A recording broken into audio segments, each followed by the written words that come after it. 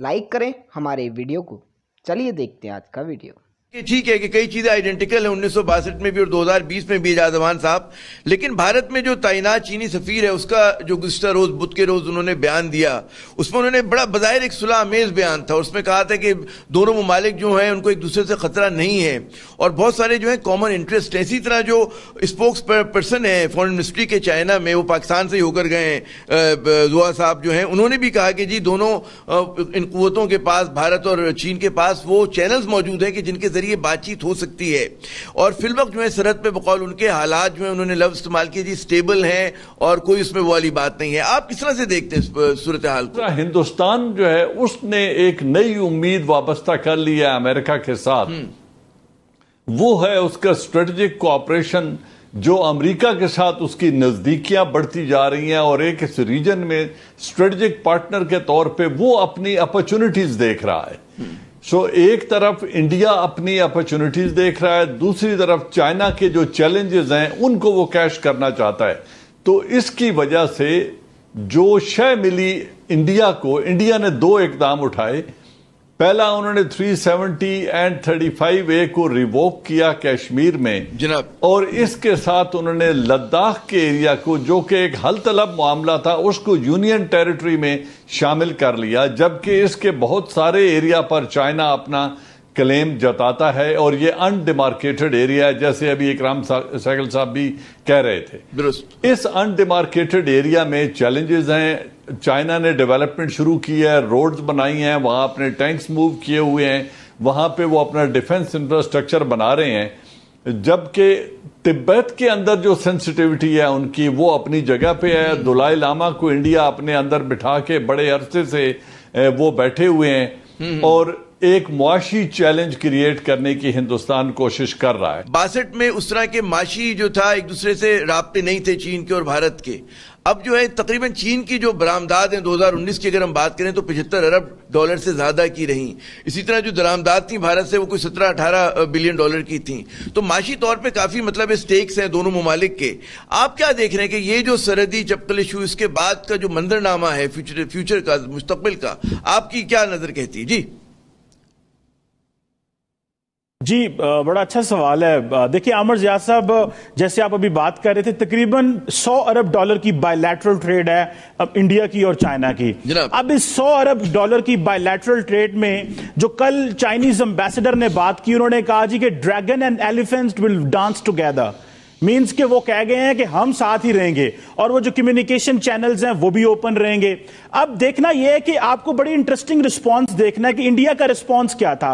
जैसे ही वहां पे हालात खराब हुए लाइन ऑफ एक्चुअल कंट्रोल पे, तो इंडियन और चाइनीज ये कहते हैं कि कभी लाइन ऑफ एक्चुअल कंट्रोल पे फायरिंग नहीं हुई। जिस तरह LOC पे होता है इस तरह LAC पे नहीं होता। एक बात जिसी तरह हालात खराब होने शुरू हुए तो ये जो वीडियो लीकेज थी ये चाइनीज मीडिया ने करनी शुरू की, क्योंकि चाइनीज का पर्सपेक्टिव ये था कि जिस तरह इंडियन मीडिया पाकिस्तान के साथ हालात खराब होते हैं तो ऑफेंसिवली प्ले करता है, तो हमें ये मीडिया आउटरीच करना चाहिए। जबकि देखा जाए तो इंडियंस ने सारे को डाउन प्ले करने की कोशिश की है और जैसे ही कल चाइनीज एम्बेसडर का बयान आया तो वो बड़े खुश हुए। अब थोड़ी सी चीजें समझने की है। मैंने बताया 100 अरब डॉलर की ट्रेड है और जो वो एक फेमस चाइनीज प्रवर्ब है कि डू नॉट, चाइनीज हैं they do not prefer friends over customers. Chinese को सिंपली कस्टमर की बड़ी जरूरत है और वो समझते हैं कि हमने ऐसे ही आगे जाना है। सो अगर देखा जाए तो चाइना ये समझता है कि भले इंडिया जो है उसको वेस्ट प्रॉप अप करने की कोशिश कर रहा है। रिसेंटली अमेरिका ने जो पैसिफिक कमांड है उसका नाम इंडो पैसिफिक रखा है, जो इंडिया के नीचे इंडियन और पैसिफिक ओशन है उसका नाम इंडो पैसिफिक रखा है ताकि इंडिया को जो इंगेज किया जाए। इसी तरह इन्होंने एक quadrilateral security agreement Japan, China, Japan, Australia, America और इंडिया ने भी बनाया है। सो इंडिया को वो एक बड़े पर्पस के लिए खड़ा करना चाह रहे हैं। अब भले हम ये समझते रहे कि चाइना और इंडिया के हालात खराब होंगे, मेरा ख्याल ये है, मैं ये समझता हूं कि ये हालात खराब नहीं होंगे। भले चाइना रोकने की कोशिश करे यूनाइटेड नेशन सिक्योरिटी काउंसिल को और एनएसजी ग्रुप को, लेकिन इससे पहले चाइना जो है वो इंडिया को उसने जाने दिया है ऑस्ट्रेलिया ग्रुप में, वसिंजर ग्रुप अरेंजमेंट में, ये other nuclear non proliferation nuclear proliferation की ट्रीटीज हैं।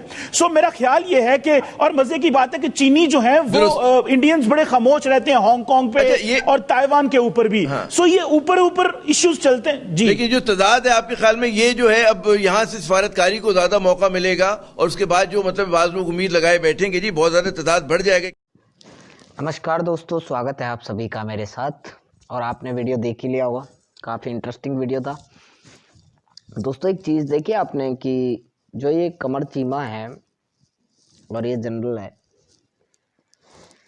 कमर चीमा को जैसा मैं जानता हूँ कि जब वो इंडिया के टीवी चैनल्स पे होता है तो मतलब बेवकूफ़ों की सी बात करता है, और मुझे नहीं लगता कि ये कोई एक्सपर्ट है। एक्चुअली सही बताऊंगा, सच्चाई बताऊंगा, लेकिन जब ये इंडिया के चैनल्स पे होता है। लेकिन आपने फील करा होगा कि मैंने पाकिस्तान की चैनल्स पे इसके 2-3 वीडियो जो हैं, शायद 2-3 से ज़्यादा ही होंगे, वीडियो अपने चैनल पर डाले हैं।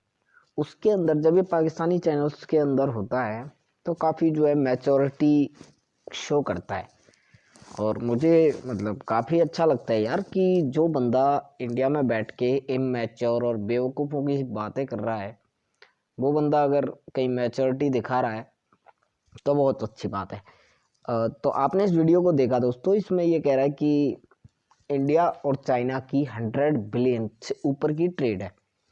दोस्तों हमें भी पता है, देखिए हम सभी जानते हैं कि इंडिया और चाइना कभी भी ऐसा मतलब ऐसा पॉसिबल नहीं है कि यार युद्ध वगैरह लड़ें इस टाइम में, जब चाइना इतने क्राइसिस के अंदर है। तो मुझे नहीं लगता कि चाइना किसी युद्ध वगैरह का लड़ने की सोचेगा, क्योंकि उनकी, मैं बताता हूँ, उनकी औकात नहीं है। मैं सच बता रहा हूँ, वो आज तक उन्होंने अपनी लाइफ में ऐसे कोई बड़ा युद्ध लड़ा नहीं है। दोस्तों हमें चाइना हमेशा 1962 की याद दिलाता है।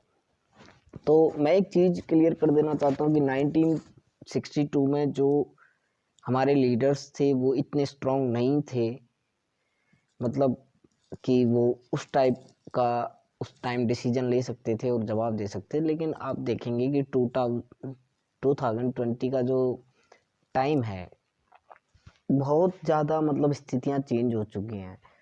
आज आर्मी हो या फिर गवर्नमेंट हो, सब यार हम मुकाबले में तो हैं। हो सकता है थोड़े पीछे हों, लेकिन ऐसा नहीं है कि हम बहुत पीछे हैं। और इसका अंदाज़ा चाइना को ऑब्वियस सी बात है कि अब आप एक बात बताइए, चाइना ताइवान से लड़ सकता है, हांगकांग से लड़ सकता है, क्योंकि वो बहुत छोटे एरिया हैं। उनकी अपनी पॉपुलेशन शायद 30-40 लाख हो, ताइवान की तो शायद पॉपुलेशन ही 40 लाख हो।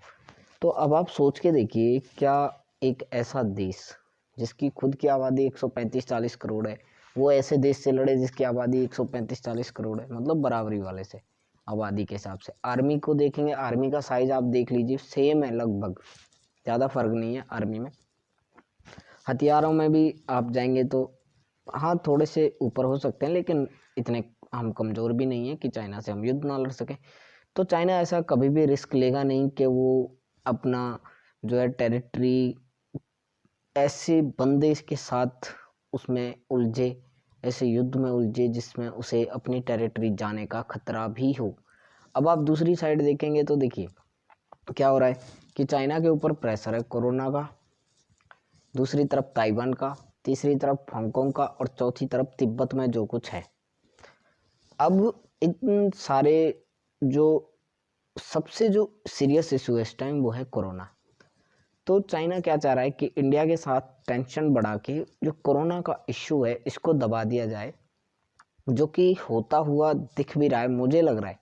क्योंकि देखिए ट्रम्प थोड़े दिन पहले कोरोना की बात कर रहा था, अब उसने क्या बात कर दी कि हम इंडिया और चाइना की जो है मध्यस्थता करेंगे, मीडिएट करेंगे उस चीज़ को।